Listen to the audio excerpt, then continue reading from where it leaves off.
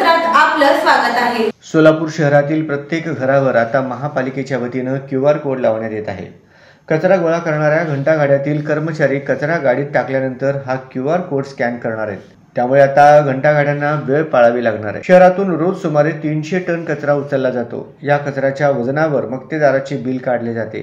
अनेकदा गोळा केलेला कचरा आणि नोंदीमध्ये तफावती आढळून आल्याचे आरोप झाले। त्यावर आता तोडगा काढण्यात आलाय।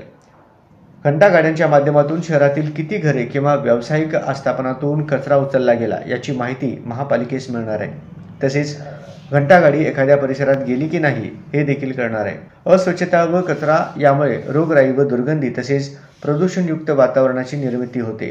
त्यामुळे मानवाचे आरोग्य तसेच सामाजिक जीवनावर परिणाम होतो। या समस्या सोडविण्यासाठी महाराष्ट्र शासनाद्वारे नाविन्यपूर्ण उपाययोजना राबविण्यात येत आहेत।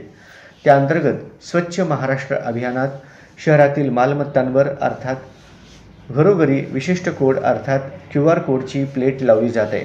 या प्लेटमुळे कचरा संकलन करणाऱ्या कर्मचाऱ्यांद्वारे कचरा केव्हा संकलित करण्यात आला हे दिसणार आहे।